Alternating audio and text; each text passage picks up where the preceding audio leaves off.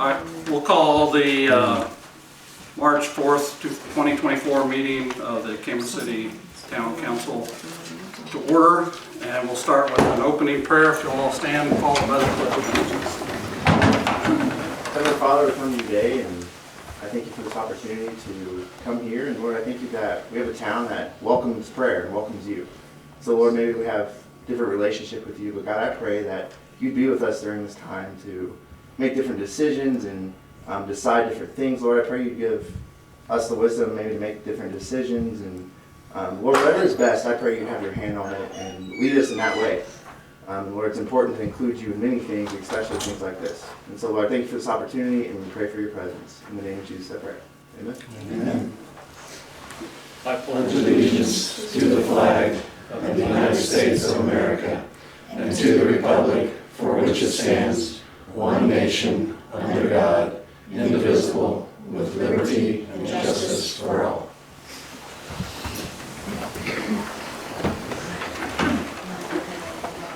Okay, we'll jump into the roll. Sherry? All right, Jim McClain, Here. Mike Amick, not here yet. Debbie McGinley. Here. Gary Cole. Here. And Jim King. Here. And everybody should have got a copy of the minutes, and Claims. look for a motion to approve those from last month. So moved. Second. Have a motion and a second to approve the minutes of last month's meeting. All in favor? Aye. Opposed? And you should have the claims in front of you for this month. That's right. I'll accept the motion to approve those. Notice that it just goes to, I'm sorry, for the claims. Claims, yes. Does anybody want to? So moved. How about that? Jim, move, second. Six. All right. A motion and a second to approve the claims. All in favor? Aye. Aye. Opposed? Financials? I'll make a motion to accept the All right. financials. Second. Second. Right on. Have a motion and a second to approve the financials. All in favor? Aye. Aye. Okay, Passed as so well. you guys get to sign these minutes.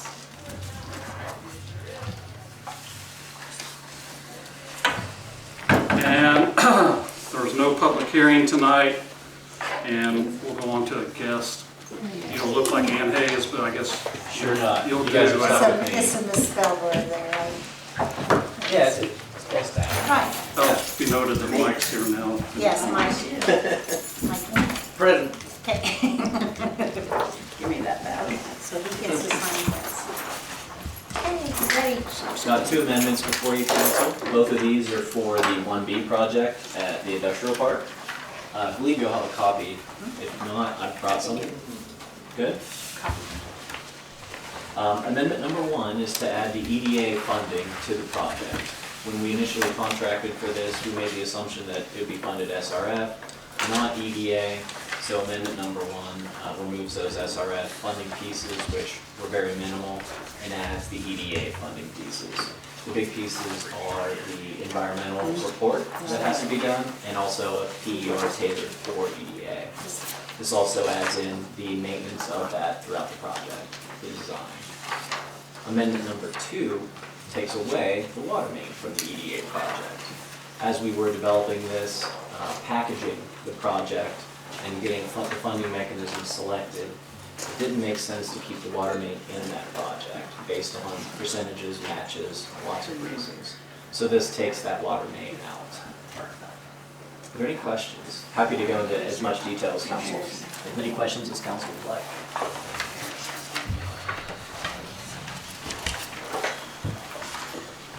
So, probably need some clarification on what we're looking at here. Okay, so what you have is two change orders, right? Yes, the amendments to our, And there are changes to to specifically? 1B. Right, these are amendments to our To professional 1B. services agreement for the 1B, sorry, for the Phase 2 project, not 1B. No, there's phase two, that's what I want to make sure. Okay, For the water tower and the industrial tower. Right. okay. And these all relate just to your engineering contract, is that correct? Yes. And I take it the one does have an increase of the $29,000. But why was that required, just because of the change in who's funding? To add the funding mechanism in, because when we made the assumption SRF was what we were pursuing, that PER is already completed. So this adds completing that additional report and then also maintaining the throughout the design. There'll be a lot of coordination with EDA required. They also require interim milestone check-ins, so they review the design documents and we have to do some coordination with that. There wasn't any work that was removed due to the other funding source then? There was some, it was just not much, because we had that PER prepared already. And then on the other, the diminishing the $23,000 because of the main, that was just a design change then, taking that Right, away? because when we scoped the project to be an EDA, we decided not to include that water main. This removes the design scope. Unfortunately, the survey was already completed for that water main, so the survey remains in the project, but luckily a survey is a survey and it doesn't go bad. And it doesn't diminish the validity of the project, it's still okay without that? That's correct. Sorry. That's okay. I just want to make sure everybody's clear, so I'm Yeah. glad you're asking. Because one thing that's been discussed in recent meetings regarding the water project with the smaller group is the overall project. One thing we did was drop off the redundant line, and this is addressed here, right? So, Yes. but we also discussed, and we talked about this last meeting, moving forward with the engineering, and that's what you brought to us today.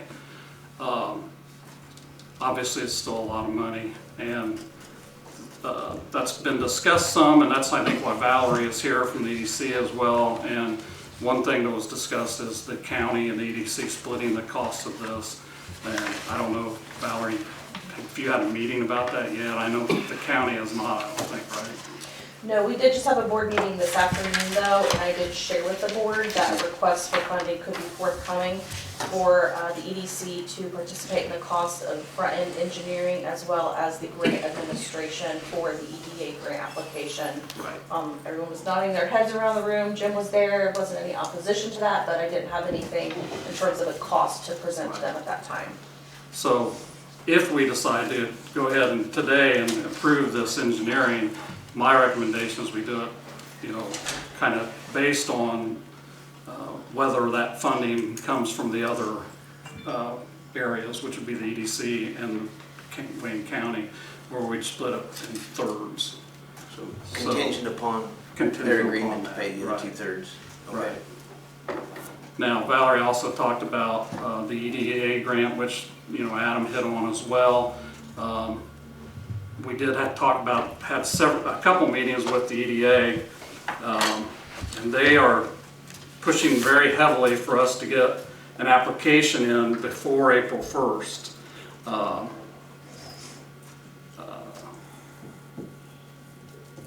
It's kind of, I'm kind of in the dark on why they're pushing that so hard. I think there's reasons behind it, and that there is money available, and they're wanting to get this project into this grant cycle.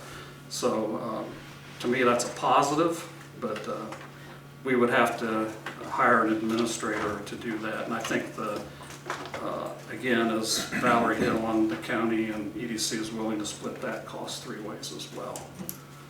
So I think what we're looking at are two things tonight. A, whether we want to move forward with hiring an administrator and go after this EDA grant. And B, whether we want to move forward today with this engineering for the phase 2 with Wessler. Does that make sense to everybody? Jim, on the timeline, it also talked about, and I think when they used March 11th, they probably were anticipating that we'd normally meet next week, so that moves it up a week. About the rate consultant too, was there a decision to engage a rate consultant? Was that needed immediately? That's being discussed. So no decisions required this month on it? No. So there is a concern, right? We're going forward without having a rate study done, which is one of my concerns. Yeah.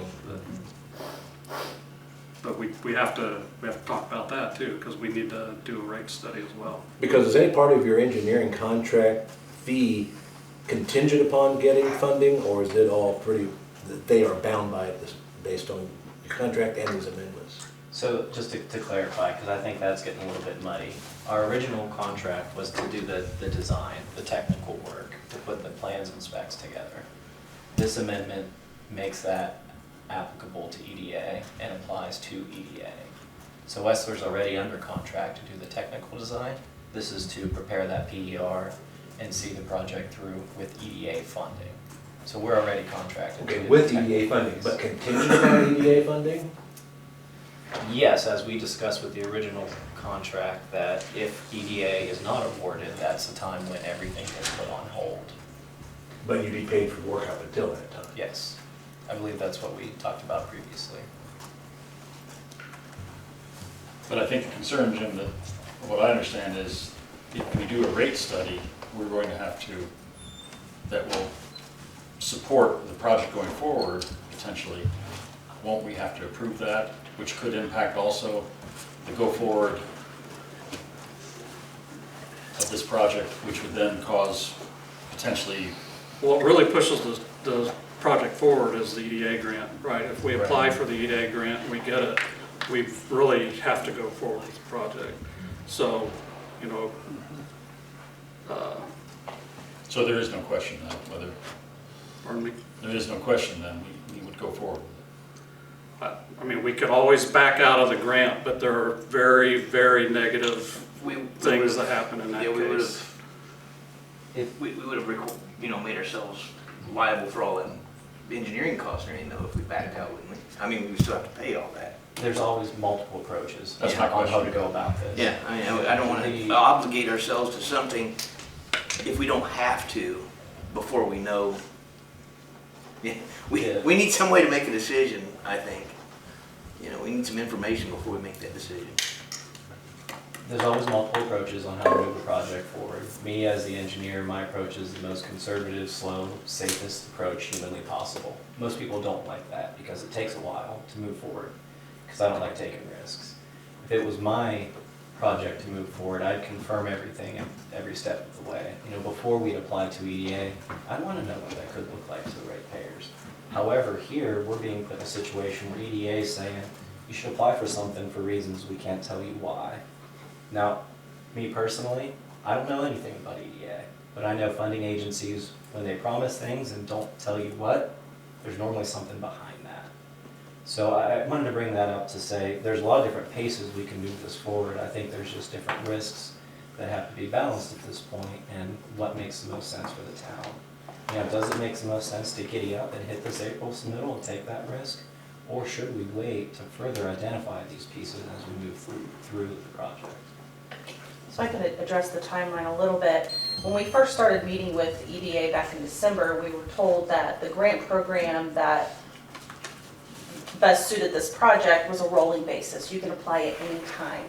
However, their funding replenishes at the beginning of the year, and they're anticipating an extremely high volume of applications. And they award the funds until they're gone for any fiscal year. So the thought is, if you don't get it in by April, they're going to start reviewing applications in mid-April and then start making funding approvals, which could diminish the entire allocation for the Midwest. And then we would have to wait again next year to apply, which would put the project on hold essentially for a year, because we're talking about upwards of $2.5 million for a $5.93 million project. So we're almost able to get 50% of the project cost for the water tower portion of the project only. So that's why we thought it was, if in fact we can find a grant writer to commit to this timeline, which that is a big if, and we have a meeting tomorrow with them to discuss that, then I do think we should put our best foot forward and try to make that application. But to the point about the engineering cost, that is not covered by the grant, and we can hold off on doing that until after the grant award.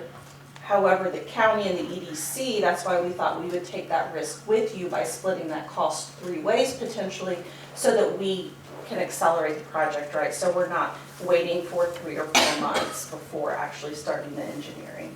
but that is a decision up to you if you do not want to make that financial commitment for the engineering at this time. So what we're risking is the money could be gone by the time we get this thing in place, say, if we wait.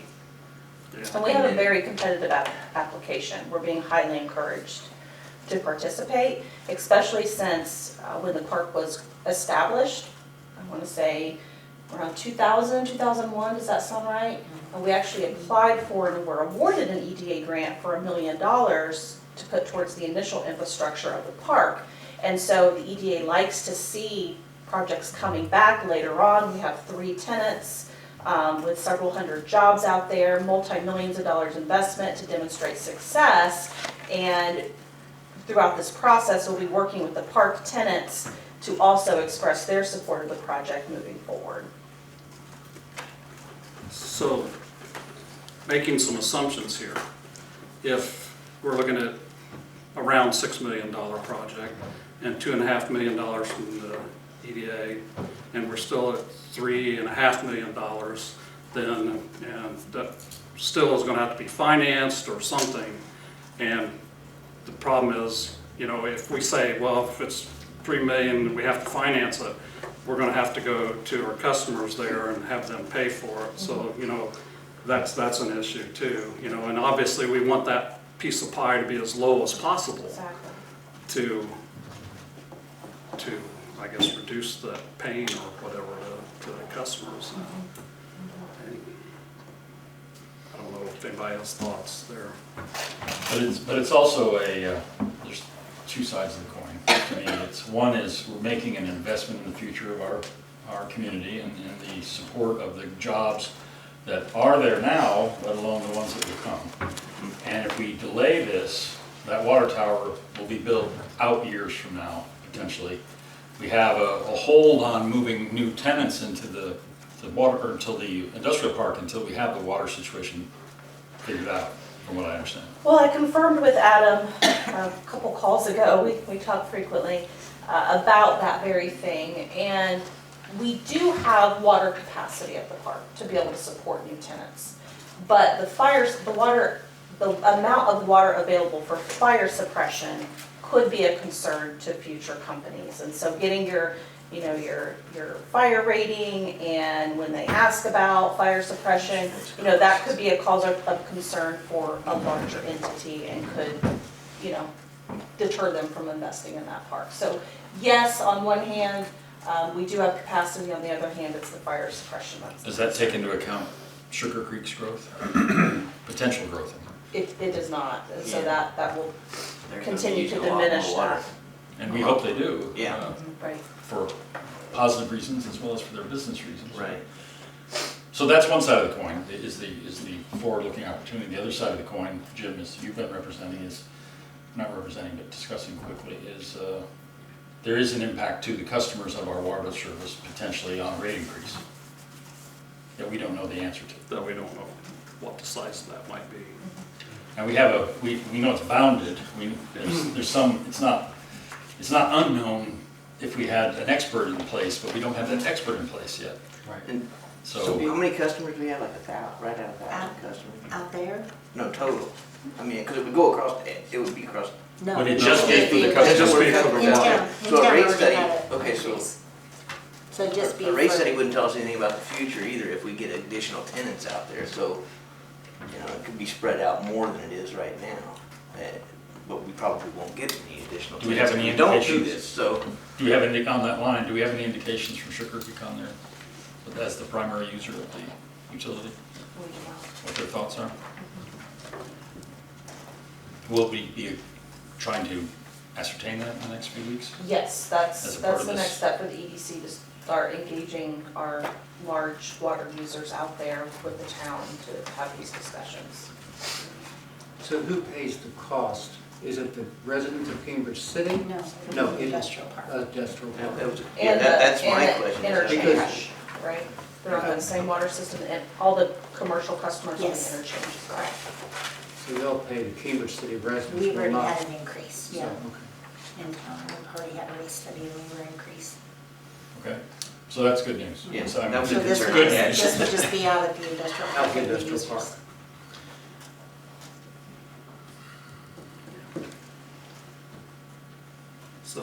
to me personally, there is a good reason for moving forward to try to get this grant, because as Valerie noted, it's almost half what the total cost of it is, and we probably won't have another opportunity like that to get that.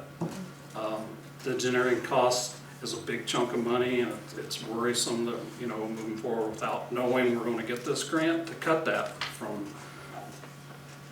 $3 and $6 million to.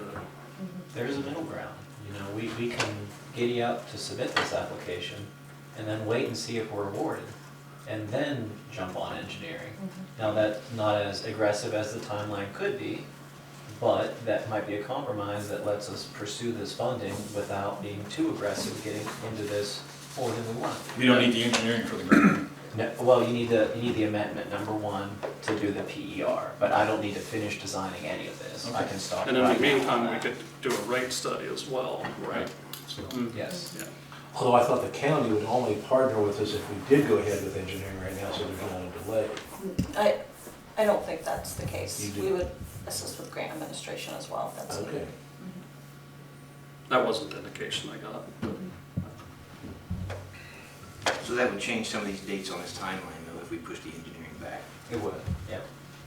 We would still hit all the EDA dates required to submit the PER on time and understand award, and then we would just We pick would up on push back engineering. 30% design, 60% design We got before, it. so, Yeah, okay. we would just wait until August or September when grants are announced to pick those up.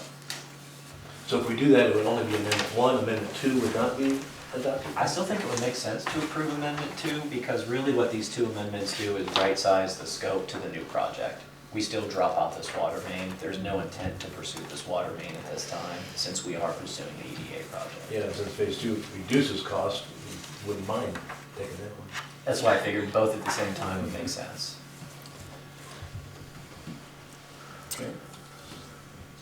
So we still need a motion to approve both amendments, Yes. not saying we're going forward with the engineering at this time, right? That just changes the program. Correct. All that does is get us on the track to submit the EDA application by April 1.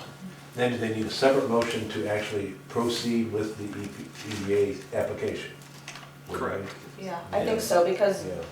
Jim would Yes. need to enter into a grant agreement with the organization that would be writing the grant. I think Jim would need to be appointed as an authorized signatory for the process. And would we still need to hire an administrator? A grant administrator? Right away. Yeah, that's, I make that We don't have motion, time. I'll make that motion to approve the first motion that we need. 1 and 2. Amendment 1 and 2 to move forward. Let's keep them separate. Right now, Separate. Let's do one Okay. more. we're approving amendments 1 and 2. Right. Then we can Right. talk about Right. the grant application. Okay. So I have a motion to approve amendment 1 and 2, And Gary second. and a second Okay. as presented by Adam. All in favor? aye. Opposed? Okay, that's passed. We appreciate it. Get working on the report. Thanks. Got us doing this one. So do we need to read the second part now? If you want to move forward with the EDA grant application. Well, we wouldn't have done the first one if we didn't. I'll make a motion to move forward to the EDA grant administration and writing and submission. And as part of that, to authorize Jim to sign any necessary grant application. And contingent on EDC and Wayne County splitting that cost with us. As described. Second. Wait a minute. So I don't know that we'll be able to meet to approve the funding between now and when the grant is due. So I don't know that all the funding will be aligned before we need to enter into the Okay. grant Okay. agreement. Yeah, the EDC. Before April 1. EDC, yeah, we won't meet again until April the 4th. Oh, that's, So if you could approve that in good faith that you have funding partners. You want us to that will- trust you? Yeah. Look at the attorney, like, I trust her. So we have a motion now. So that's, the motion is to move forward with the grant application, Just with the assumption, but not as a condition of the right, partner. with the assumption. And just to clarify, we're talking about a nominal amount of money. So Yes. first, you're hiring someone to write the grant, and then the larger cost will be then to hire a grant administrator if you're awarded, that would see the entire grant forward. So we're only talking about probably $5,000 to $10,000 to write the grant at this time, so it's a nominal fee. Okay. So we have a motion and a second to move forward with application to the EDA grant for the phase 2 water system. All in favor, signify with aye. Aye. Opposed? Okay. And I assume then we're gonna hold off on the engineering piece of it? Is everybody in agreement on that until? Okay. Awesome. Is And there that could anything give else us- on that subject? I was just gonna say, that could give us time to align that funding to make you feel comfortable agreeing to enter into that engineering contract. Next page. When is your award potential notification, August? Yes. Did I miss anything out? No. I'll spare everyone the other details. Okay. We done with that? We're good? All right. Moving on. I've lost my agenda. She got a guest still. Oh, yes, we also have a guest, Darlena Roberts, regarding property owner of 411 and 415 West Front. That's you, correct? Yes. Okay. Assuming it's regarding our blighted property notice and Yes. Just needing an extension because I've been sick in the hospital one time after another. And so I've got people that's interested in buying the property and fixing them up. They, as far as the work to be done on them, the main thing on both of them is just the roofs. Other than that, they're solid. I know there was maybe something in the letter about being dangerous, but they're solid. They just need, number one, roofs, and then from that point on, they just need the electrical and the drywall and. They've been gutted inside, so they've been gutted on the inside. One has, and there's $15,000 of brand new windows and doors in one of them. Literally just 3 years ago was put in. And then, like I said, it's been, so they're partially remodeled on the inside, so it's gutted and ready for the wiring to be put in on that house. And then the drywall put up. Everything else is done. So it's just wiring and drywall on the one, and then on the other one, because there was fire damage, it's going to be, the kitchen just has to be remodeled, of course, in that part. And then it had just had brand new wiring put in. And so now it's going to have to be rewired because of the fire, and then drywall up as well. So But I haven't been able to. she was in the hospital back to back. She was in three times within just a month. And then she was in, again, she got out on my birthday on January 15th and came back to just live with me in Connersville. And since then, we've been working really hard. I've been helping her, because she was up in Indianapolis for my sister, so she was not able to have the assistance that she needed to get some things done too, because she was so sick. And just, so since she's been with me, I've been working with her, and we've been talking to individuals, realtors and people who are wanting the houses so are you, to you're flip. trying to sell the property? Yeah, we're gonna just go ahead, we were gonna keep them and redo them ourselves and then rent them out, is what our plans were. Yeah. But then you guys said, well, they're basically an eyesore, and we're like, the houses are fine. People live in houses that are worse than shape than those. I don't understand. That doesn't make them acceptable. I know, but you're not kicking those people out, but I'm just saying, it's just, I mean, So- they're not that bad. The problem we have is they've been declared unsafe, right? And But I don't know why. you say they're not that bad, but the problem is those two properties are probably our two properties we get the most complaints about. And, I understand I that. don't understand why. well, it's, number one, they've been vacant for years. Right. And number two, there are openings that animals can get in and out of. And number three, Where? typically the yards are not mowed and so on and so forth. Well, that's because, you know, she was sick for one, so she couldn't get people to do it. She's not able to, and so she relies on me. Well, I've got 30 brain masses and a pituitary tumor and stuff.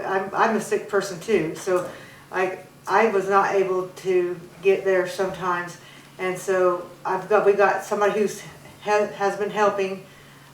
This last year, she was helping me keep it mowed when I was not able to. Yeah. So Well, I just need the extension. but she's getting help now since she's moved back.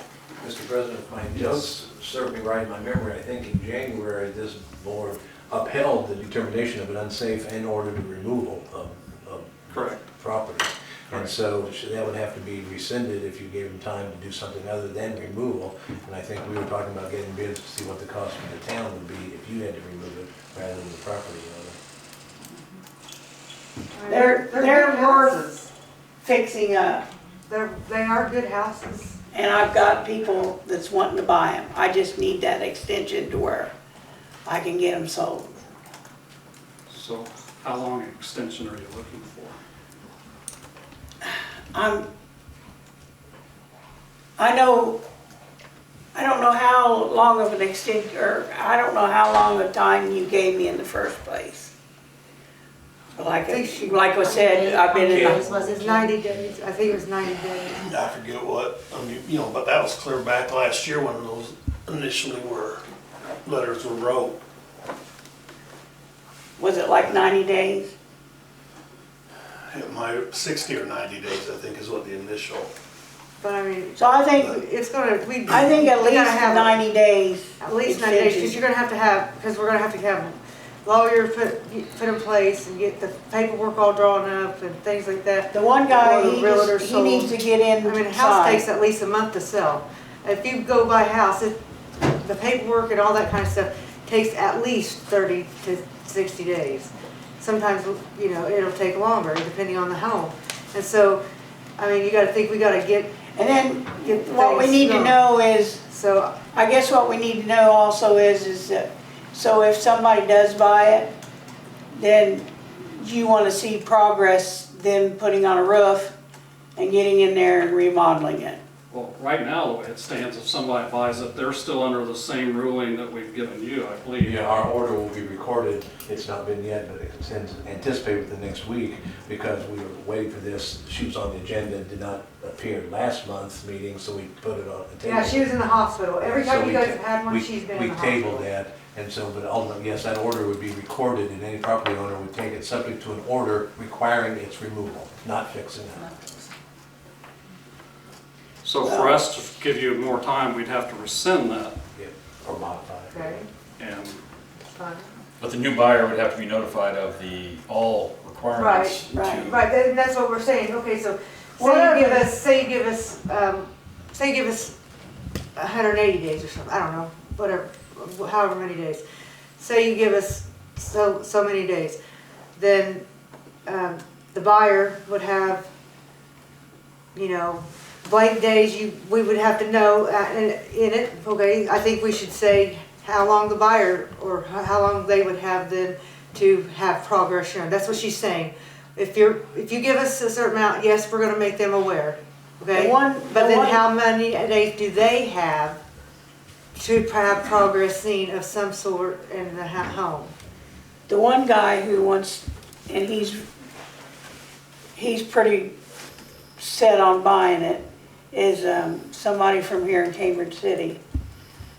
And I don't have my phone to get his name right off the bat, but I want to say he flips homes. I know that much about him. But anyways, I just need that time, if you guys will please allow I mean, me. seriously, she was in the hospital, and if you need documentation, I can show you documentation for that she was, we're not lying about it. She was really bad. It's okay. any comments from anybody? You have a couple choices. One would be to, at tonight's meeting, modify the remedy portion of that, not change the fact that you've upheld it as an unsafe building, but you could modify the remedy rather than tearing it down, make what improvements you think. The other would be, not that I would suggest this, but you could do nothing and just hold off enforcing the current order of removal and see what happens in the next week, month, whatever. But those would probably be your two primary choices. Yeah, I don't think this should be hanging over the heads of the owners as well as the town to enforce what we believe is the right decision. So I think we need to act either on and leave it as is, or even though that I somewhat don't agree with forcing property owners to make significant changes, but it's been a year, right? It's been a long time that we've been working on this. It's not just a time period of when someone was in a hospital. We've been working on it, in which I have all the sympathy for you that there can be. But we still need to act on this. And Yeah, as far as that letter and stuff, as far as it being a year, I don't know how long it's been. yeah. It's I know. not, it's not been a year. It was probably last fall. It's not been a year. It's about 6 months. 6 months, that's not, it's not been a year at all. So I just beg, I plead, How many years ago guys. has it been that that house burned down? Just like it's been a couple years. two or three. More like 5. I don't think it's been I- 5. It's been Yeah. 5. It's been 5. It's been 5 years? Over 5 years. But it, again, as far as it burning, it's just that back porch area and into the kitchen area. It's not the whole house. I mean, the rest of the house is stable. And it's all like it's, But it can be repaired. So you say you've been talking to people about something. Yeah. probably. Yeah. I've had multiple people, but this one guy here from Cambridge City, he's very well.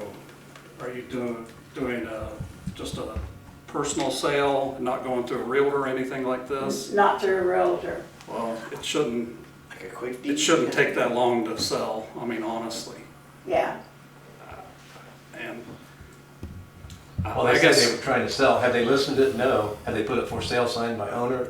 I don't think so. No. No, No, I haven't done any of that. we've done this. I just put friends and brothers who know people. And like I said, I've had multiple interests, but I can put a for sale sign up. I have no problem with that. I just haven't been able to do anything. I think we Until could ask now. for, sorry to interrupt.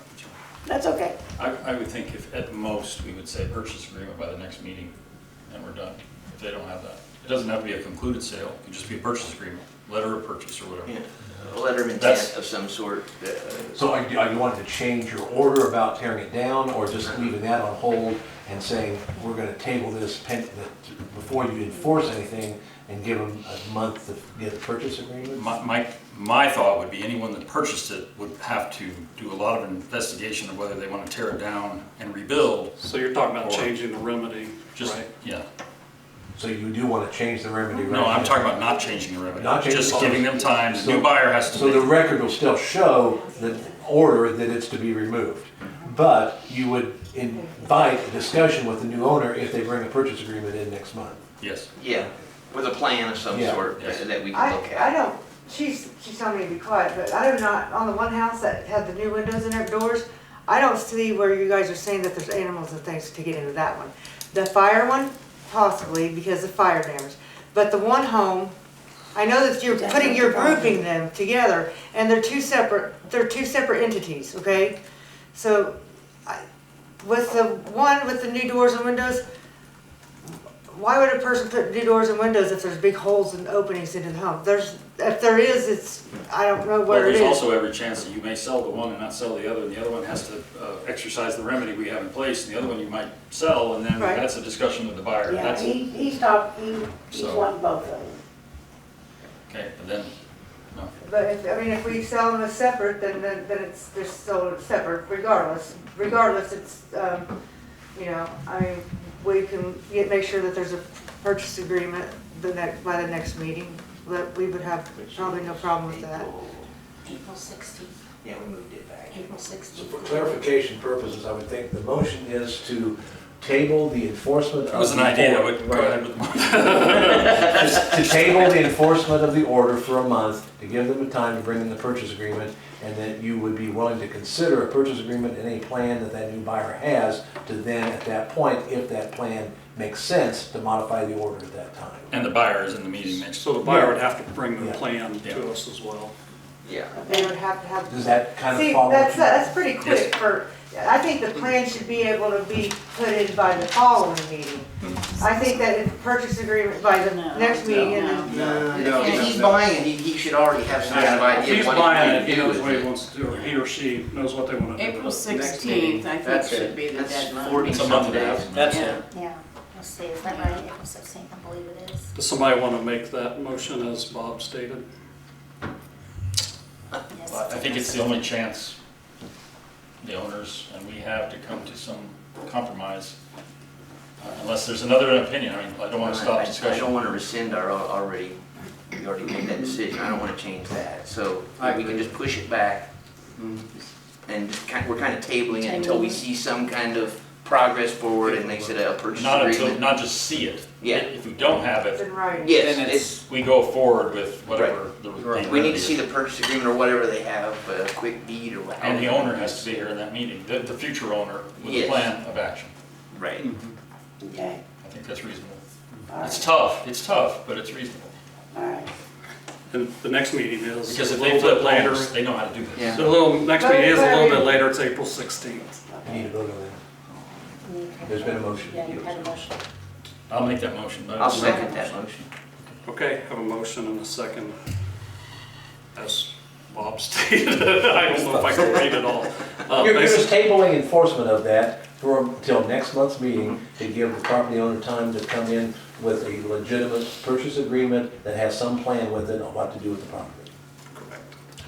All in favor? Aye, Aye. Opposed? thank you. Thank you, Thank thank you. you very much. Yep, thank And you. I really do thank you. Thank Get- you guys. get better. seriously. And You're welcome. she's with me, she is getting better, so she's doing better. Good. All right, thank you. You're welcome to leave if you Thank like, or you you. can stay on the board if you like. All right, moving forward to unfinished business. Start with update on properties from Ken. Okay, so some of those are, the house next to the liquor store, that's still, that is another one that we had voted is unsafe, that needs to be Is that tore down. 502 East Huh? Main? Is that 502 East Main? No, that'd No, be that's a 4. West Main. That'd be West The Main. West Main So property. It's I not on think, here. that, we're on a hold on there until we know how that blight money is gonna be distributed and how to apply for that. Once we, find out how that's gonna take place, then, I have talked to two guys that have gave me a rough estimate on what they would charge to tear that down, but, a lot of it is until they could actually, the town has possession of it, and they can go inside and look to see exactly what's what, for whether they can modify that cost. But I do have actually 3 different people. I did get a call from another company that wants to be included when we go to bid in anything we have tore down and that. So I do have 3 different companies that I can get a price on. Well, is that project complete now? It's rolled out as we saw it, as it was presented. So it hasn't been officially launched. The program has been approved by the EDC board and the commissioners. What we're waiting on is the county's attorney to draft, what are we calling it? An agreement between the towns that utilize the funds and the county, so that, an interlocal agreement. We need a draft of an interlocal agreement that we have ready to execute once communities start applying for the funds. So we're very close to being able to launch it. And Ron's putting that together? Yes. So I kind of glanced back through that earlier today, and there's some stipulations there. And one of them is this, they have to go through this process that we're going through here and that. But I guess what I'd like to see is somebody from the council step up to kind of lead that project for us to work with Ken, because there is going to be a lot of Ts to cross and Is to dot and make sure that, I don't know if anybody, Gary, would you be interested in doing that? Thank you. So Gary's taking over. Yeah. Good job, Then, you Gary. know, the Blue House on West Main, Yeah. I sort of come I sent them the initial letter where it could be deemed unsafe and some things that was with it. Well, as every other letter I've sent to that place, it's came back. So now I'm scratching my head, okay, you know, I said, okay, I sent an official letter. It's gonna come back too, so I'm sort of at a crossroads on how do I pursue on that place. Which property is that? That's that 314. Yeah, the Blue House down Blue House. and that, That's an out-of-state owner. Yeah. yes, that's one of those that's Back out of door. state. Yeah, it's owned by a corporation. That's that Yeah. fixed Banks pad and stuff. and that. Is that one that we could deem unsafe at this point? I would say so. Front porch. I mean, the porch is. The front porch is, porch there's is- a back door issue. Like I said, I can deem that unsafe in that, but then I can and send them a letter on it, but I'm going to get that letter back. Well, Just what like- remedy did you put in on the formalized letter that declared it? Look, I've not declared it unsafe. Oh, you have not declared it. I have not done that yet. What I did you sent say the- in your preliminary letter that you wanted them to do? Well, fixing like the front porch, making the back door secured, so, you know, nobody can get in. They got a tarp covering part of the house, you know, fix whatever's underneath that tarp needs to be fixed. Those are the sort of things that I said I see that needs to be taken care of. But like I said, you know, Okay, well, if you send the letter to what address they use for their real estate taxes, that's a legitimate letter. If they turn it back, that's tough on them. And so you can, in your formal letter, and every remedy doesn't have to be a tear down. Every yeah, remedy but, can you be the know, other that's, thing. and this is a house that I don't feel needs to be torn down. Okay, Yeah. so put what remedy you think's necessary in the formal letter. If it does come back, then the unsafe building code is the one thing where self-help's allowed. The town could then go in there and do, rather than tear it down, the town could go in and do the things that you're wanting it to do and add that cost to their real estate taxes. I didn't know we could do that.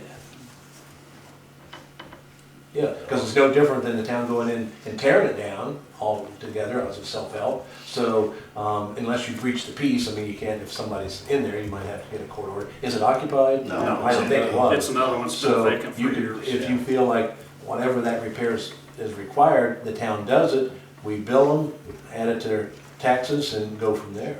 Okay, well, work on that letter, getting an official Yeah. letter, and once I get it together, I'll get it. Let Gary look at it, see what his thoughts on what I put in there. Then I'll send it to you, Bob, to let you look to make sure everything's okay with it. I'll come down, maybe we can take a walk around there and get some more detail in there, and I'll help you draft that, so. Okay.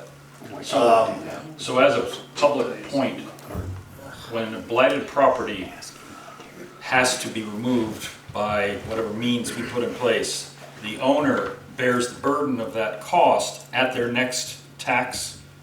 Well, not automatically. Or is We it a have to- lien on the building? We have to put a lien on it. Okay. And so, well, of course, you have to have done the work, and at that cost then can be added. So you try to get it in the next installment, but depending on how fast you can do it, it might hit the next installment. Okay, So, I just want to make sure Yeah. people realize that it's not yeah, and when I know you Simple. use the word blight, this is under unsafe. unsafe. The ugliness, the yards, all that other stuff, we can find and do all that, but that doesn't allow self-help. Got it, okay, thank you.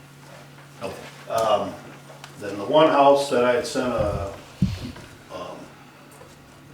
unsightly property letter to, that is 2 doors from that one back to the east. They have cleaned up their backyard, they cleaned up everything that was on the front porch. You know, it is a house that's sitting empty, but they have cleaned that one up. The house on the corner of Plum and East Church, they have done some work. I've sent them a letter. I've not heard nothing from them, but there has been some work on making an attempt to get that one cleaned up.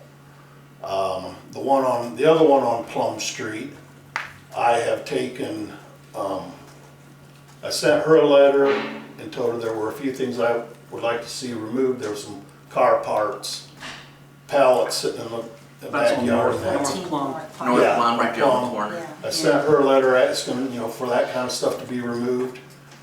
And then I sent another letter to the gal on East Main Street, 502. 502. And with her letter also, it accompanied another fine.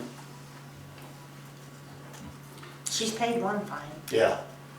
That's the one that she was gonna contact the Main Street group, right? Yes. And as far as I know, that's never happened. Yeah, and I stressed that in the letter again. I said, call this gentleman and wrote put Troy's number and everything. I said, he will probably come and help you get rid of that trash that you need to get rid of.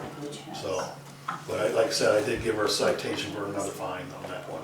So how many days between the fines, because it's been a while since she paid that $100 fine. So does she get more time to come and appeal, or what? Well, I sent her a letter, and in my letter, I said, I'll send you another letter if it's not, I have a date in there, and when I send another letter, I say, it will accompany another citation with a fine, and this letter I sent her did accompany an invoice for another fine. And that's what I told her. I said, initially, when I gave her the first fine, she called and, talked about her health issues and this and that. Well, and I was trying to work with her. Well, I've worked with her a long time trying to get that done, and then it's finally, nothing's happening, so that's why I gave her another fine. Which is in our ordinance, right? So Yes. we're doing what we're supposed to do. And then in the meeting me and Mike had last week, we talked about a couple other pieces of property that we're gonna sort of take a look at and starting to make unsafe. So, Trying to clear a few of them off before we add any on, and trying to track too many of them at one time is almost impossible. So, if we can get 4 or 5 of them on our plate at one time is more than enough. And when one comes off, we'll put something else on. We're trying to prioritize what needs to go on there next. triage. Yeah. Got it. That's a thing, it's a process, I think. We will make progress at it, but it's one of these things that's not gonna happen overnight. It'd be nice if stuff happened overnight, but And some of them, they'll clean it up, and then you go back 6 months later, and it's back the way it was before. Yeah. And so the fine process doesn't start over every time, does it? Does it go up each time you have to issue a fine? I'd have to look mine. Okay, I think we from the way, from what, if I remember right, I think it does increase regardless of it whether. just keeps going, even if it's, let's say they clean it up. It doesn't reset back. It don't reset. Right. If 2 years from now it gets in bad shape again and it's the same owner, Then we're at the next level. we're at the next, Okay, it'd be at that's the what I next thought. level. Yeah. Okay. Okay. Yeah. All right, moving on to the charging for the tree surfaces to use the burn pile.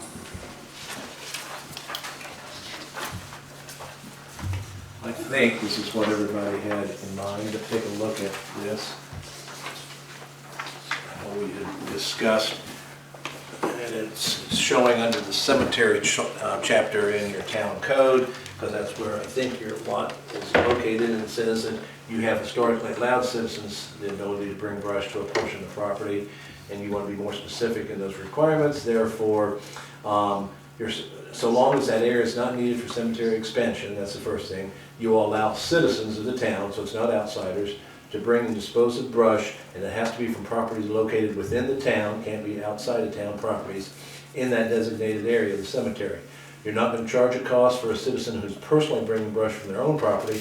However, if they hire someone to do that, then you are going to show the cost of $25 per load of the disposal. So I think those are all the terms we talked about. Yep. And what number would this be? This would be, 1 second. Number This is one. the first one you hear? Yes. 1/20/20. I'll entertain a motion to, I'll make a motion that we adopt ordinance number 1/2024. Second. have a motion and a second to adopt ordinance number 1-2024. All in favor? Aye. Opposed? If you guys all want to keep the one I gave you, there's an original to sign.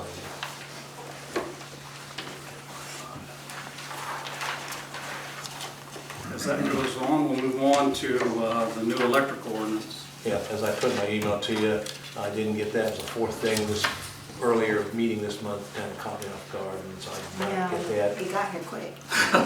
They did go really quick. But I do have for the next one, which does have a time element involved on these. So. Okay. I'll put that on the April then, Bob? Yes, please do. All right. I promise I'll Thank get it you. done. Okay. All right, so move on.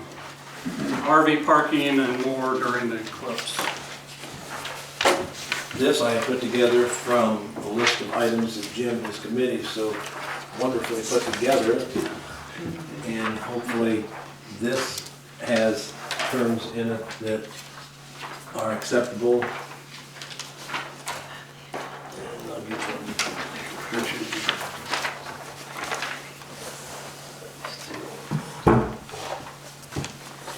Jim, you may want to talk about what this encompasses, but you can see the intro that I just do put out that normally your town code does not allow overnight occupation of the park and has set hours from 8 a.m. to 11 p.m. every day. You're waiving this, so you're not amending the town code, you're waiving it for that limited period, which we call the waiver period. From 8 a.m. Friday, April the 5th through 8 a.m. Tuesday, April the 9th. So we give them that Monday night too. Because I think Jim's group talked about requiring it, well, not requiring, they're going to pay for 4 nights, whether they stay 1, 2, 3, or 4 nights. It's going to be $200 if they apply for this permit before April 1st. Thereafter, it'd be $300 for those days. And we talked about partnering with Cambridge City Main Street Organization. And we show where there will be numbered and set out sites for these occupants. And each occupant, well, Main Street will be initially responsible for the collection of the fee described, but then pay the town 1/2 of the fees that are collected. There'll be portalets that will be placed, as well as an extra trash dumpster. And then each occupant will be provided rules and regulations which they have to abide by. And then this is the meat of what's going on here as far as the rules. And you can see what's there. No open fires are allowed, grills and solar type stoves are allowed. There will be a quiet time every night from 10 p.m. until 8 the next morning where there's no loud noise or music. Occupants must keep all of their equipment and other property right on the site. They can only have one other vehicle, whether it be a car or pickup truck that would go with their RV or camper. Trash must be provided in trash receptacles or otherwise removed by the occupants. So in other words, keeping the site litter and trash free. There will be a registration form upon receipt of the application, and it must be visibly displayed at all times. All other existing park rules that are not inconsistent with the terms of this, including but not the prohibition of any alcoholic beverages of any kind, shall continue to apply. And all that we do point out, the sites are grass and topsoil, so therefore if weather conditions cause the ground to become wet, neither the town nor Cambridge City Main Street will be responsible for costs which might be required to remove it. And then finally, yes, at all times the occupant will assume any and all risks associated with their occupancy, so that neither the town nor Cambridge City will be responsible for any damage occurring to the RV, the camper, any other vehicle or equipment of any occupant on that. So, Jim, do you think I got everything you I guys? think that's everything. So this all came about from the meeting we had with our Eclipse group, and I think I do have maps here, and if you want to get one of those too on where they're planning on parking. I know Mike met with Ken some after too about possibly, in case there's any very severe and very wet weather, on some options of moving them to a more solid area. Hard surface that we have. Yeah. Hard surface so we don't tear that up there, because if it was wet enough and got tore up there, you know, you lose that parking up there for anything for over a year till that new grass would be established. And so that's why me and Mike talked about, okay, where, if it was that wet where you couldn't, where it would tear it up, where could we park these? And then, so we came up with some places on hard surfaces, and there is actually another, town resident that has a lot that I'm gonna talk to that say, hey, if need be, would we be able to use this lot? And that, and put some, So we are working on a contingency in case the weather is extremely wet. Yeah. We'll come up with a plan where if it looks like we would be destroying that park up there for any future use, any length of time, then we could just move them to a place where that, you know, that won't be an issue. And there are several places inside the park itself that we've identified, and also down by the old Miller building, there's plenty of space there if we need to move people, but hopefully we don't have to worry about that. But we will come up with a good solid plan for that before the day arrives. Could I ask Richard what he thinks about this? So, I mean, my one concern with that is if you spread them out, at least this way they're centrally located all in one spot, but if we go to spreading them around town, that might be a little harder to regulate, for you guys especially. It's a contingency as a last minute issue, you know, I mean, it's not something we would do or take lightly, move into that position, but I'd hate to see that piece of the park get torn up, and I think there's something we can do, and I think people are gonna be parking RVs around town, whether they paid or not. Possibly. We're gonna have people, you know, we're in that position where we're right into the almost at the maximum time, so there's gonna be people here. And hopefully everybody will just be respectful, you know. Also. Okay. What do we think? So what do we need to do with this resolution, Bob, to Pass it Pass if you it. want it. Or reject it, or amend it, whatever. So we need a Not a lot of motion. time. I just write them. We need a motion to pass this resolution then, I assume. I'll entertain that if anybody wants to offer. Is this resolution 1 or 2? This actually would be 2 because it's, we already had one. We did have one, I looked at It was the agenda. submittal of the Help Kreitz Park application to Indiana. Oh, that was a resolution? Yeah, that was a resolution. Okay, sorry, so this is 2. That's okay. So we'll change it. 2. Anybody? Are we waiting on a motion? Yes. I'll make a motion that we adopt resolution 2-2024 for use of the park for the eclipse event. Is there a second? Yeah, I'll second. Have a motion and a second to adopt resolution 2-2024. All in favor, aye? Aye. Aye. Opposed? Nay. Pass. Thank you. So, Sign You need to this. sign one, Sherry, attest to it. Thank you. Oh, I have to sign here? Nope, this one, just Jim. Next up is a person to do the scoring for the downtown revitalization grant. I don't know if anybody else had any names brought up, but I've got one I'll put forward. If you just want to vote on that one, we can, or you can offer anything else, but I'd like to put forward Julie White's name to do that.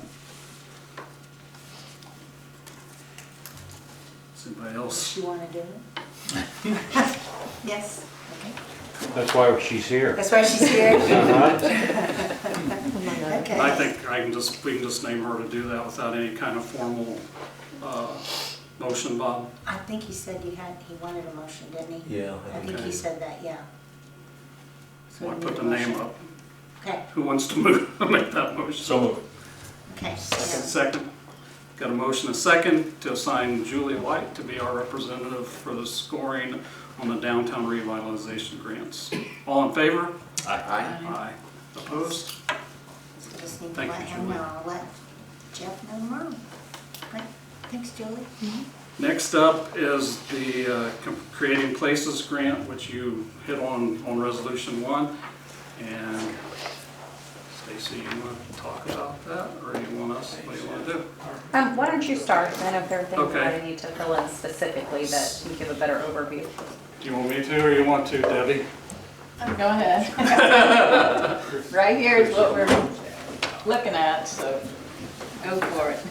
So as part of the help program, one thing was each community was doing a Creating Places grant, which is done through the state. And it's a matching grant, so we raise $50,000 and then they give us $50,000.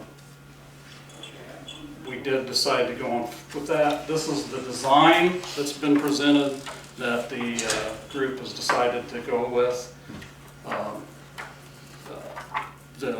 The grant will begin, it'll campaign, I guess, will roll out sometime the end of April. And at that time, we'll be asking for donations to get the $50,000 match for this playground. It's the area is designated, actually is some of the old playground in the middle of the park right now will come out, and this one will take its place. Is that removal part of the grant money, the $50,000 and matching? Pardon? Is the removal of all that stuff part of that? Removal is part of it, Okay. for this to go in. And also, Stacy's worked hard on, we're working on getting paths put to that as well. We've got some work to do on getting the surface ready and such, but we're looking at a lot of that work getting donated to us as well. So. We would need the paths for it to be ADA accessible, so Yeah. making sure that we have at least 5-foot paved paths to that area. And parts of the equipment also being accessible. And So are you looking for a motion to approve the grant application? And if so, where's the $50,000 from local coming from? Is that what we need to do? I guess Well, I know that's that's what kind of what I'm hearing you say. Yes, that's what we're doing. So, what we need is, I guess, a motion to approve this design, move forward. I will say, what was the total amount? for that equipment, we would also have the surface area also donated, so that wouldn't be included Right. in that or the paths. It was around 120. Yeah, I think it's 119 or something Yeah. like that. Now, the matching grant only goes up to the 100,000. So, most, if not all, that money is already, we already have earmarked to go. So, there's zero chance we're not going to get the $100,000. So any other money that we raise will go to increase to get to the 119. I'm confused. Where's the Are you applying for 100 or you're applying for 50 and you match it with 50 or?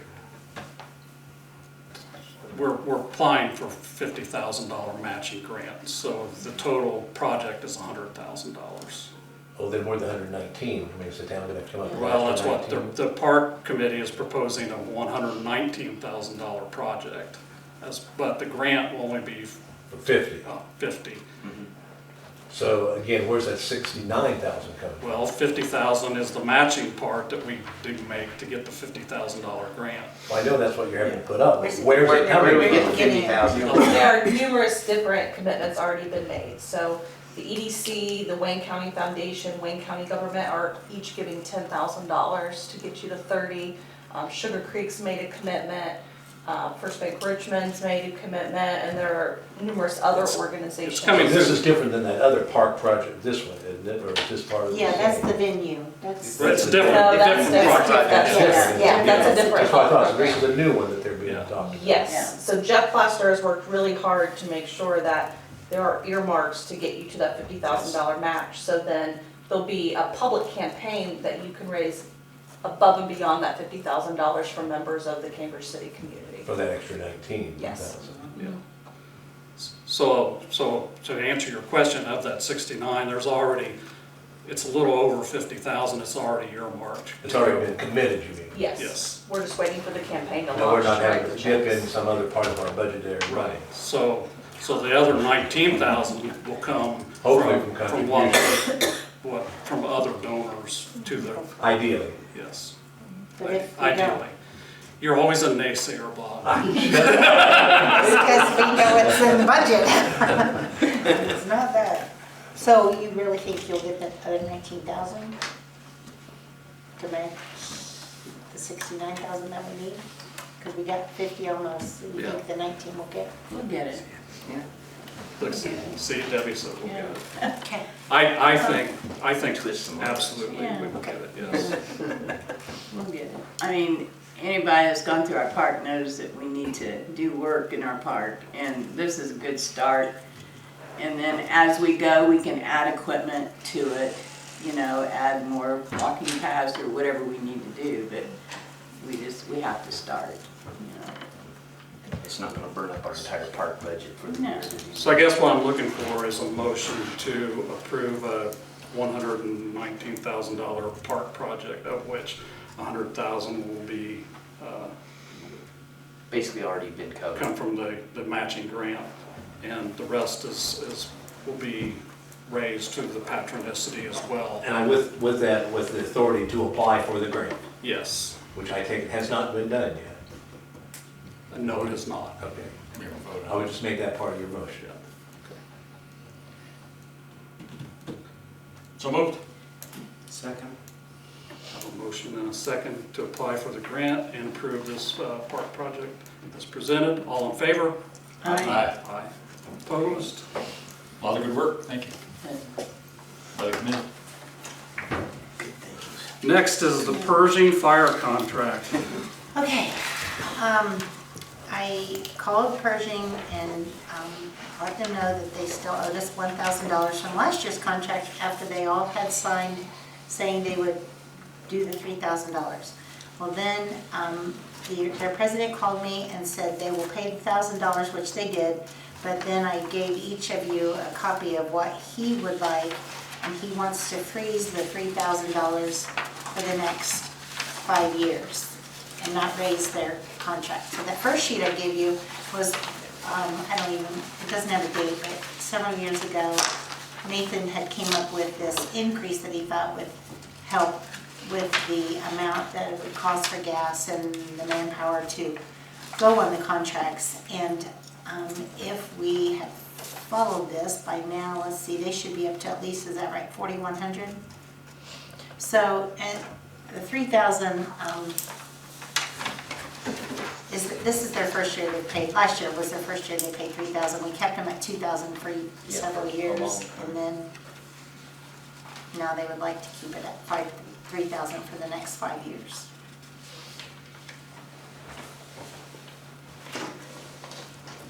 Seems like a long time to guarantee 5 years. Right now. Anybody else have a No. term like that? No, I don't see. 2 years, was that? no, they, every year. It's a year. Every Yeah, year. we have to pay them every year, yeah. Oh, I guess that provides your answer. Yeah. I mean, if we did it for them, we'd have to Do do it it. for everybody. Right, at least they'd come asking for us to do it, and it would only be fair, so. Right. Agree. It's not acceptable. I don't know, that's my opinion. It's my opinion too. I would agree. I would just tell them, quote the song, you don't always get what you want. So. Sing it for us, Bob.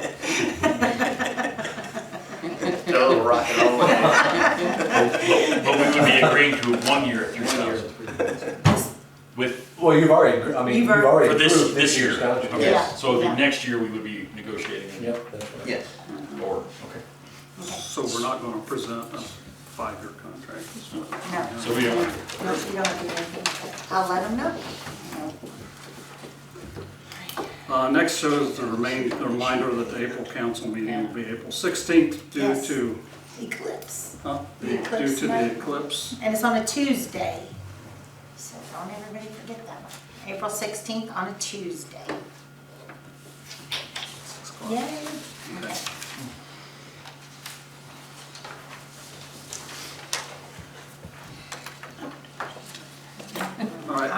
Moving on to new business, we have a motion here to reappoint Jim Cohen to the Western Wayne Regional Sewage Board. Last month, we did, we reappointed Mike. Yeah, Mike, he was seat 3. And then Jim's term is up, and he wasn't sure if he was gonna do it, or Susie wasn't sure if he was going to do it, but I did get a hold of him, and he wants to continue in seat 4, so we just need to nominate him to that seat. Somebody want to put that motion forward? I'll make that motion. Second. I have a motion and a second to reappoint Jim Cohen to the Western Wayne Regional Sewage Board. All in favor? Aye. Opposed? If we could go backwards just a minute, we do have a cemetery meeting April 16th. So we kind of double booked at 6. I guess I can. I don't know if that was in the 365 days. For some reason, I thought we just moved it back a day to the Or 9th. 30 days The in April. 16th? No, we didn't. We couldn't because something else was going on.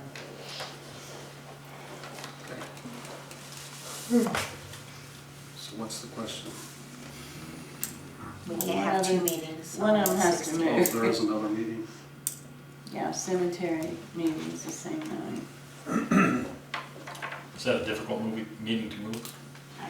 No, I had to move last time. Oh. But I don't mind, I'll move it. Great. When, When would you like to move it? To? when can you go When to? can you be here? I mean, do you want to do it the following week? Tuesday, what would that be, the 23rd? Could we do it at 5 that same night? I mean, even on the 16th? Yeah, I mean, you could do You it. could do it at Move it 5 up an hour instead of earlier. 6.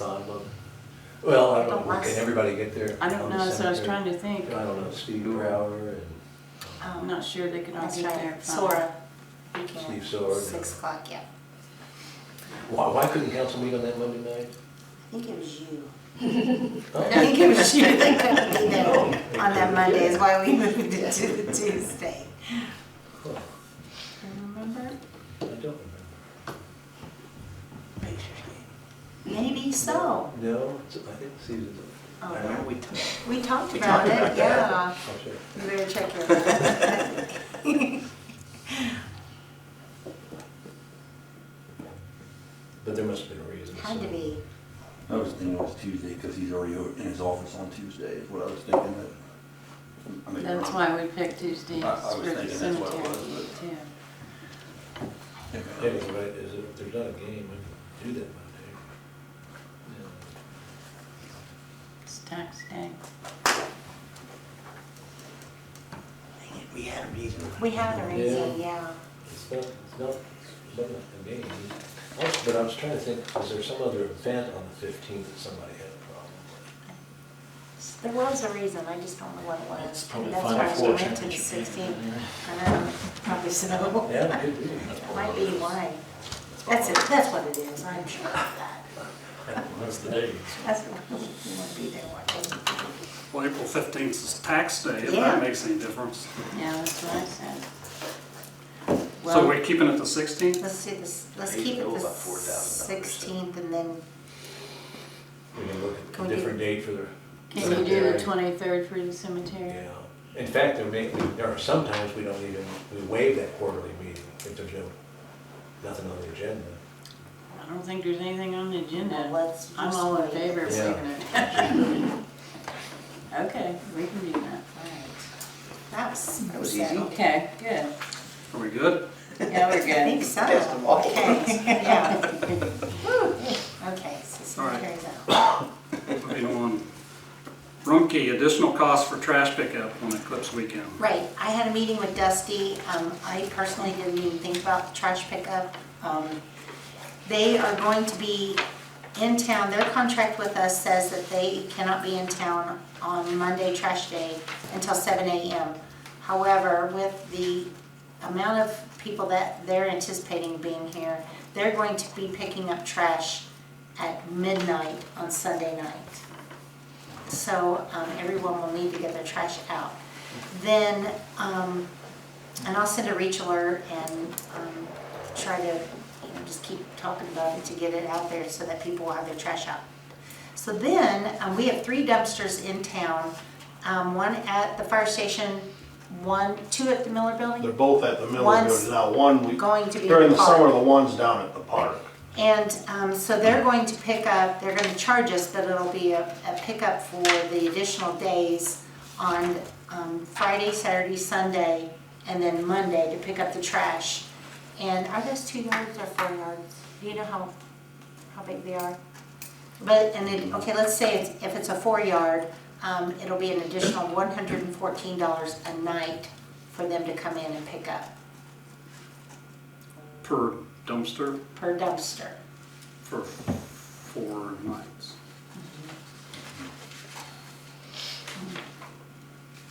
I think we have to plan for it. We really need to, because I mean, we don't have anywhere we're gonna put trash if they don't come get it. It's gonna be all over town. I didn't reserve one or nothing yet, because I was waiting to find these numbers out. I had talked with, where we're getting the toilets from, about one of those roll-off dumpsters.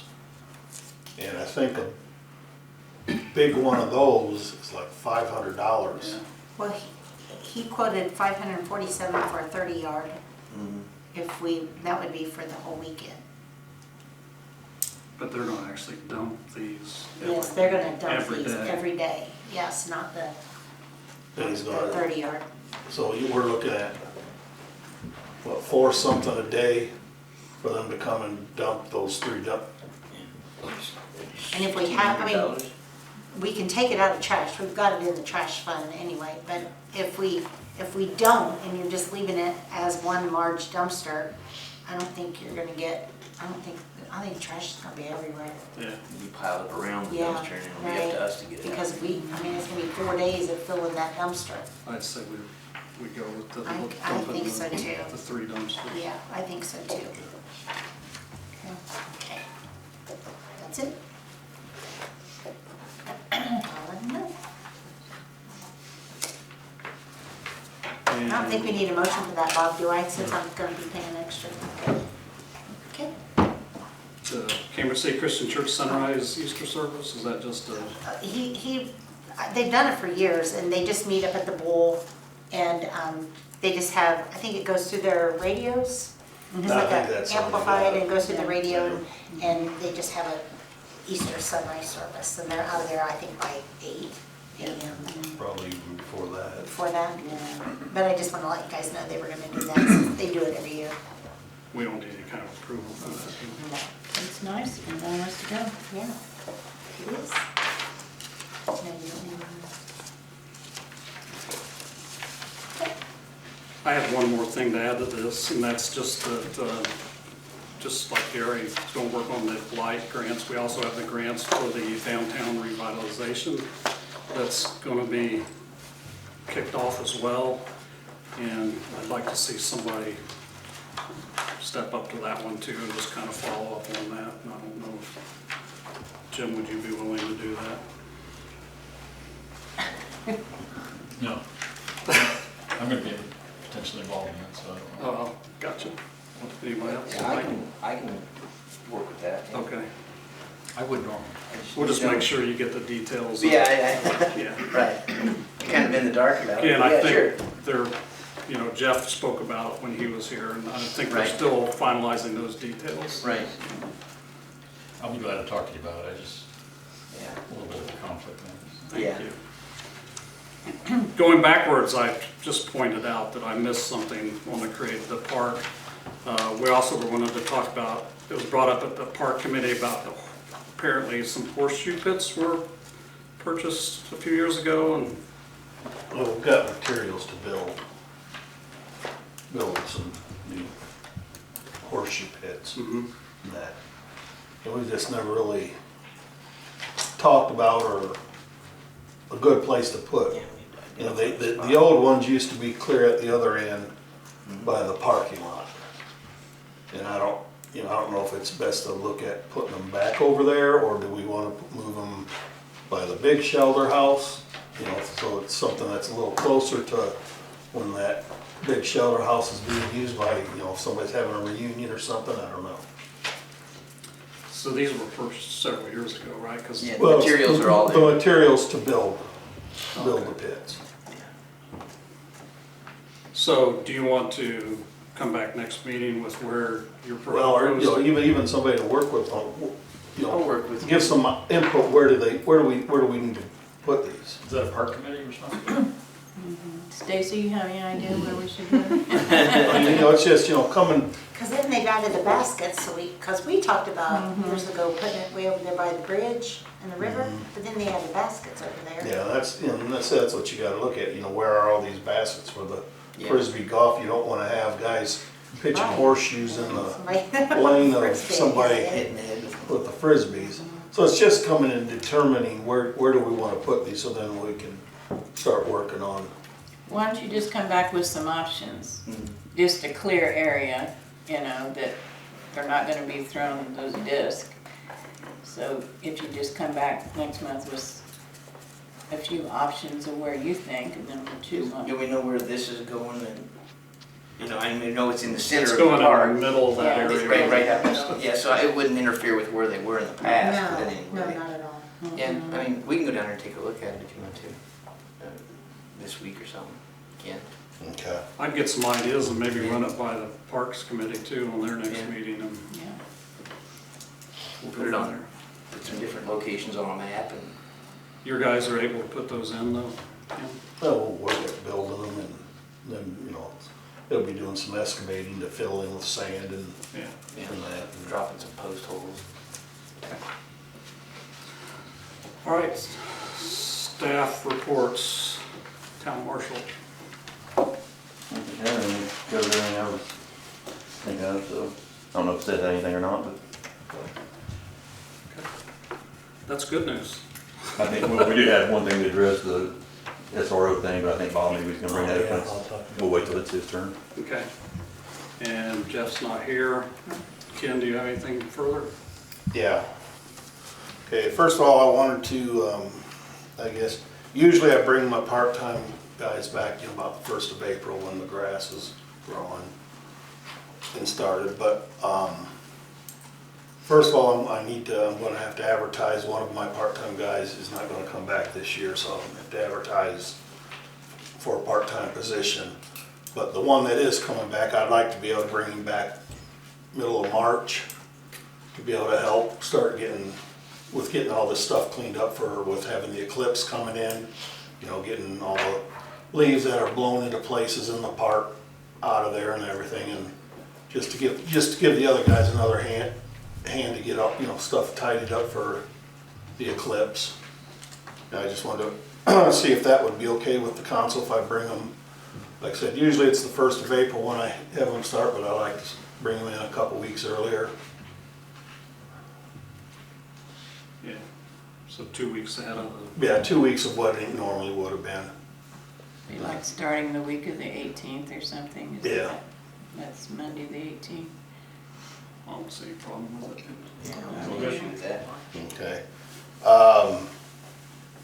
And then I had a meeting this afternoon, and tentatively, they are going to replace the bridge on Mulberry in 2026.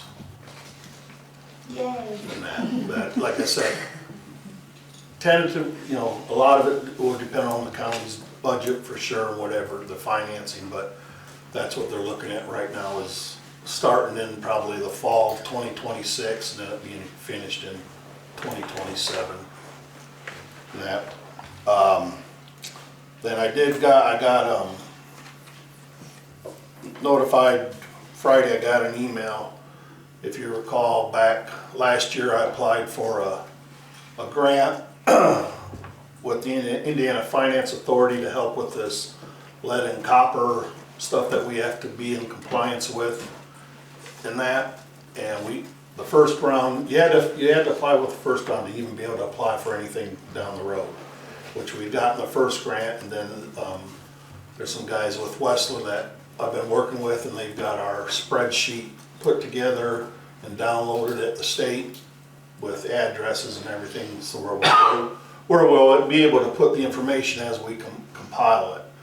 Okay, we did applied for the second round of funding, and I think it's like $15,000. We did receive that grant, so I will be continuing to work with the gentleman from Westler on, like I said, keeping us moving forward on getting all this stuff in on time for the lead and copper stuff. I wanted to mention that. And the only other thing I have is Chris Earlywine approached me that there was a person wanting to they don't want to be buried in the ground. So they were wanting to put a 2-person mausoleum up at the cemetery. And me and Chris have looked at some a couple areas where it would be so it's not in the way of maintenance of the rest of the sections. And there's some things that will happen that will be on them to take care of to get this put in there. But looking at the ordinances, because their question was, can somebody put one in up there? And the ordinances said they can be, but it has to be approved by the town council to allow them to put the mausoleum up there. So we'd have to see the plans and then approve it, is that? Well, just to prove that they can do it, that they're allowed to do it. I mean, you're talking something that's only gonna be about, yay high, it's not a big, tall building. I mean, if you want, this is what Chris gave me, if you want to pass that down around. Yeah. That's sort of That's what they were talking about. what they're looking at putting up. Well, but based on the wording ordinance, I think Mike's correct. I mean, you could approve some, depending on what the specific plan is. I mean, it's got, on there are other pages that's got, dimensions of it. I mean, it'll be on a slab that they'll have to pour that's just like anything else. It's like 30 inches thick. It takes up an area that's roughly about a 10 by 10 area, about the same equivalent of what would be 2 lots.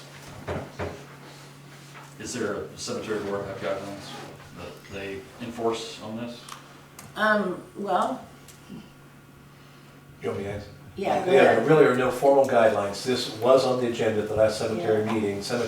They talked about, well, if we open the door for this, how many people are gonna do it? I think one thing that's gonna diminish it, what's the cost, did you say? Oh, 40,000. probably over 30 grand just for 30 that. grand, so you're not What gonna they're have a doing. lot of people. So that was just one concern. But apart from that, and as long as it was in a location that the town would be approving, I think they basically recommended, they had no objection to it. Didn't you get the feeling? Yes, Yeah. yes. Yeah. As long as they bring something to us and present it and we can vote on it, yeah, I don't have. But like I said, that what I just gave you, that has, We just can't give them carte blanche to build a drawings. mausoleum and then we end up with. That's just, like I said, that there does have a drawing, Yeah. has dimensions and everything. And Ken, as you said at that cemetery meeting, didn't you say there's an area that would never be used for burial lots, and so No, this would it's- be a perfect place for these? Yeah, if you, going up to the cemetery, if you go drive by the building and keep going straight back to the west, and then the road curves around at the back end, over on the southwest corner, there's an area between Feimster's Field and the road. It's a big open area. That's a place that me and Chris thought would be a good place to set this, just because you can still mow around it, but it won't be a hindrance on mowing the rest of the lots, sections. It's not plopped down like in the middle of a section somewhere. We'd established that if somebody in the future wanted to go one, they could use that same area. There's area, I mean, in that area, you could probably stick 4 of these. The other thing the cemetery board talked about that the town would need to consider on a case by case is what costs are you gonna have incurred? You won't have the burial, but do you have any administrative costs from people required to do that? So that needed to be identified when you approve it. The only, the town's cost, I don't see no cost to the town because, the undertaker, they're the ones that are gonna take care of opening it and putting them, it won't be like as if, with a regular burial now, the town employees fill the graves in and that. Well, this here will, we won't have no Won't be any part of that. know any part of that. Because, none of my guys are, we don't have no training or nothing on how these things work. Do they want this specific plan with conditions approved tonight? Well, they would like to get started on it. And that, like I said, it's just, from what I read in the ordinance, it's just the approval to be able to do that has to come from the town board. Sounds good to me. Then I would say what would be appropriate and prudent would be a motion to approve that with these understanding that it's gonna be located where Ken points out to them. And then you say not to, and basically waiving the barrel cost that would normally be associated with the. Yeah, I mean, because we will, the town will have There won't be an opening. no opening and closing on our part. Saves in us a that, little money. And we'd still, this area where this will go, we will charge them the same as if they were buying 2 lots, because that's They basically. make that a condition and is it? Because that is what area it's gonna take up is what, our lots are 5 by 10 up there, and this will take up an area roughly 10 by 10. So you're looking at the same area as what 2 lots would be, so that's what We'll charge it to we'll charge them the cost of 2 lots. Presuming you approve it, I would want you to do something in writing, sending out these things with that approval. Do we need that in writing No. prior to making the motion? No, you can Okay, just that's approve right. it with those conditions that we Right. just discussed. I'll make a motion that we allow for the installation of the burial mausoleum in the location Ken has described. With the purchase of 2 Contingent lots. upon the purchase of the 2 lots. Yeah. I would say. Okay, I have a motion and a second. All in favor? Aye. Aye.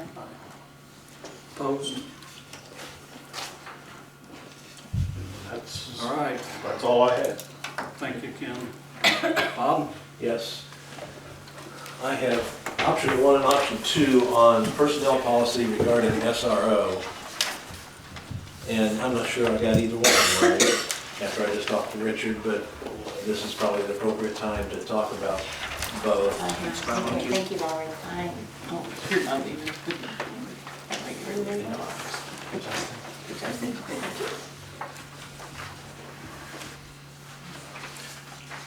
Right now, on our personnel policy, you have sick days, you have vacation days. Both are dependent upon length of service of the employee. You will recall that Richard brought up the point that on SROs who have summers off already, but that is really an extended time when you look at our progressive weeks off for vacation, weeks off for sick time. And so I thought at first what he was looking for was to remove all vacation time and just leave in the sick day policies for the SROs. So that's what the original one, which would be option 1, talks about, that you're not showing any change with you leave in place all current provisions regarding sick leave. But on vacations, instead of the progressive time, your school resource officers would just have the 1 week of vacation. Then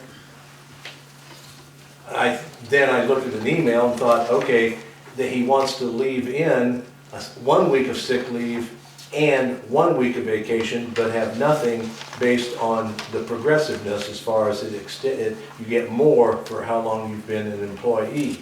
So, Richard, is either one of those right, or is it some combination of it? I think originally that's what I did think was a week of sick and a week of vacation, but then when we met and talked and discussed it, I think we just want a week total. Hours. And not necessarily call it vacation or sick time, it'd be personal days or whatever, so they can use it for whichever they need to. And it was a total of 40 hours, which is 5 days. So leave days. I'm sorry. So regardless of how Just long leave you've been days. here. Yeah, personal leave days. Yeah, personal leave 1 days. week of personal leave days for SROs, so. Yes. So it is a little bit of both. So Technically it is. yeah, well, I can make that change and have it, if that's what council wants, we can revise it and have it at next month's meeting, or I suppose you could approve one of these with that, subject to that change, so that when you sign it off on this, that that's what it's going to be, that for all your school resource officers, we will modify both section 3612 and 3614. Well, I guess we do a new section on personal leave, that they will just have one, that neither one of those, how we can word it is that neither one of those sections would apply to them, and they'd have their own section, that they would just have personal time of 1 week or 40 hours per calendar year. I think, personal time. I think if we call it personal time, that kind of covers all of it. They can use it for whatever, so. And they can use it like if they want an hour. Right, Okay. right. Yeah, so I would maybe beyond that, not say a week, say 40 hours. 40 hours. Okay. So they can That use way- 2 hours Yeah. Yeah, to exactly. go somewhere, take a kid to a medical appointment or Yeah. something like that. So, well, and they don't, it doesn't have to be in increments of half day or full day, it can be by hour? I think we can do it by hours just because of that. Our vacation policy says for the rest of us, it has to be at least a half a day. That's what I thought, so you don't want that I part of them? Yeah, I don't think we need to apply that to them. Okay. And is there a progressive notion to this I anymore, or it's don't- just 1 week? I think it's just 1 week. I mean, if we They have don't work somebody it all say, during the summer, do they? I mean, Right. I'm sorry, I didn't hear they you. don't work it all during the summer, do they? They do not. Okay. Holiday pay, does that section apply to them? They generally get the holidays off.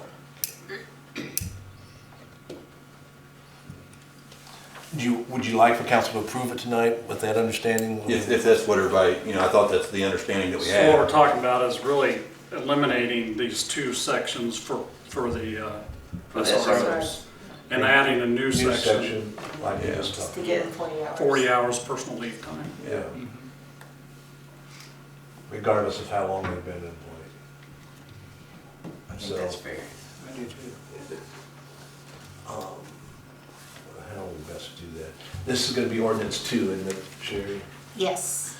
Then why don't we take the first one, not option 2, and make an amendment to, as this has been introduced, to a motion to approve ordinance 2, 2024, but with the changes that we're really eliminating. Well, let's do the option 2, I'm sorry. Because it has, it references both sections, 3612 and 3614.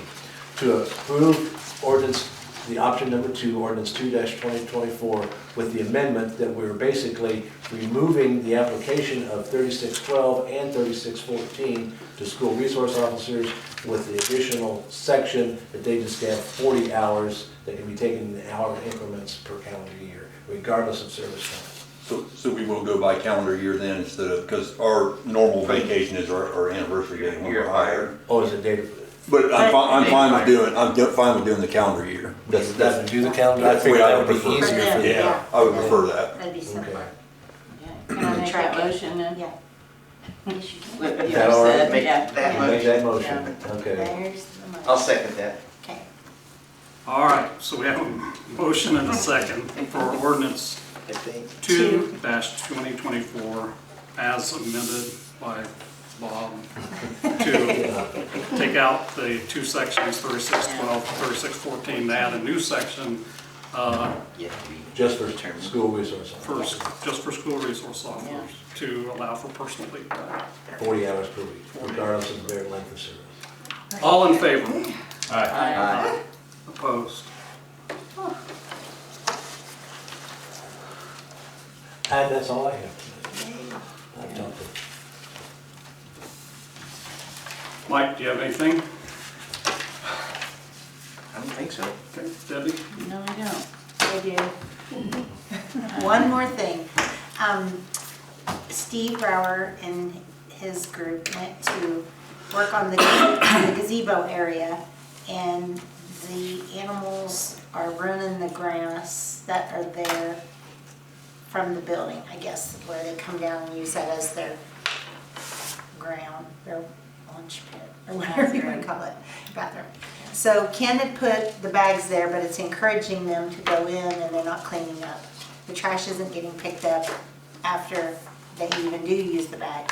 So he said if we wanted it to look good, it would have to be all reseated, but you can't, he won't do anything until the problem's fixed, as far as the dogs. So he wants to pressure wash the gazebo because it smells bad It needs it anyway. and it needs it. And then, I'm not sure what to do about the grass. But he sent me a picture if anybody wants to see it. Not of just of the grass. Just of the grass, what I'm talking about. I've Not seen that- that before. I know. When I walk by there, I just walk quickly because it does smell, But who Really? owns the dogs? but, it's whoever lives in those apartments. Holy cow. So it's torn up pretty bad. Here you go. He's right on 40 in our beautiful little gazebo and our perfect little Christmas tree that Westlers helped get on the lights for. So, what's the remedy? I mean, the Well, only thing we can do, we, take the bag out, take the bag machine out and maybe get a sign and say if they're on there, if they're caught, maybe we can fine them. I don't know. I don't know. Be a new ordinance, or is there one that Yeah. exists? There's already ordinance to cover that, but obviously we have to see them do it. Yeah.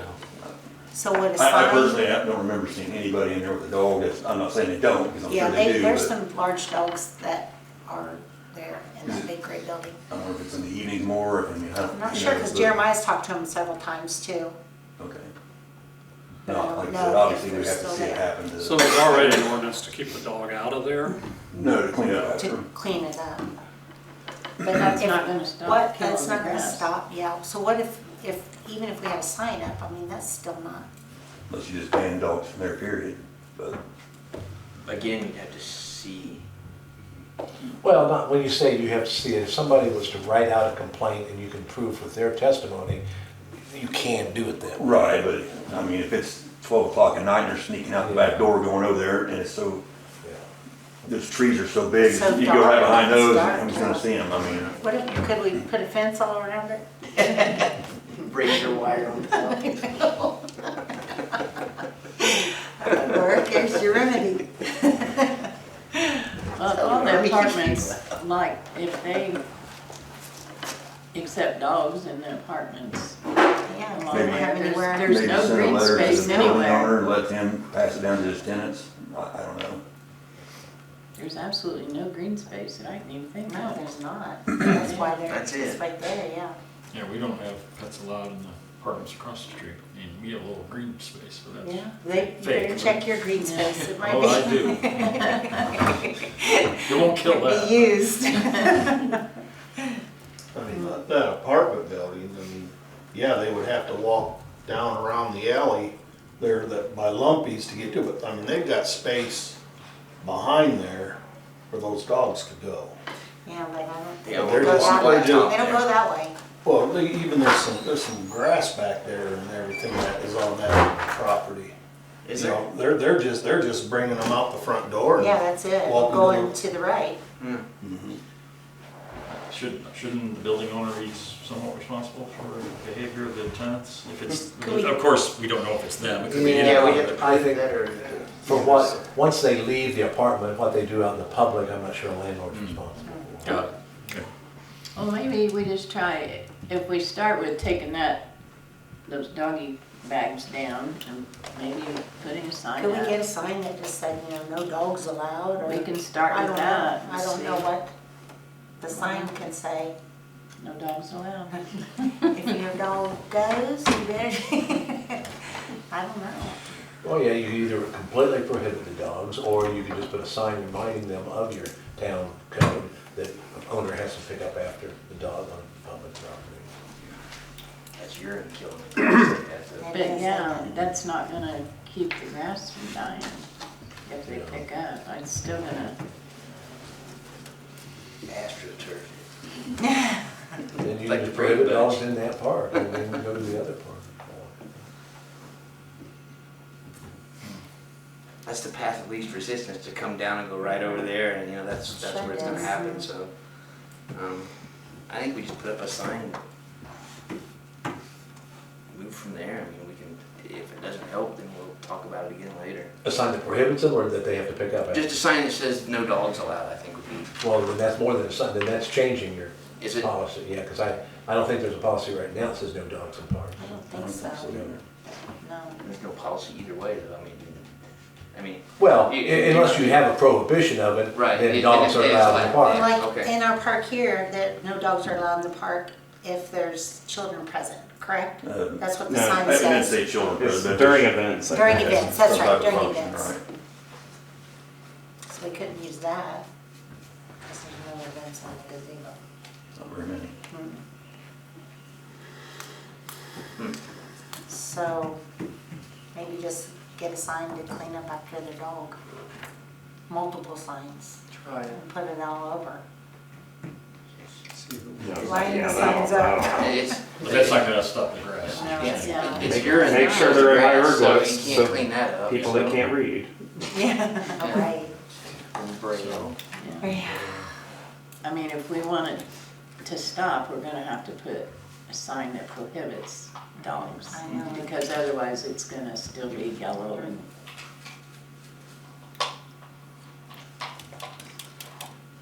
Well, I can prepare an ordinance that amends that part of your code on parks that says no dogs are permitted, and you have some time to think between now and the next month's meeting on whether you want to do that complete prohibition. Specifically for that. Does it For have? that park, For yeah. that Yeah, park, you can yeah. distinguish that park versus. Just that. Exactly, I Just would that wanna do one. that. Just that one. And we can say because it's used for public functions, it's used for Yeah. pictures, it's used Right. for events. Yeah. And you got prom coming up, so you know that's not, And you don't want it to smell. and it does. I mean, the common good is then being represented. Well, I'll prepare that, and you guys can vote and approve that next month. Okay. Okay, Probably the only way to get that stuff. I think so. I think so too. And then that way Steve can Even then's iffy. Go in. get it back in shape Yeah. once we get it under control, hopefully.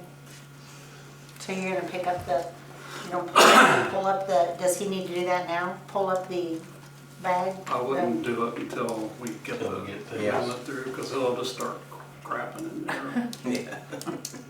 Yeah. Yeah. Oh dear. Okay.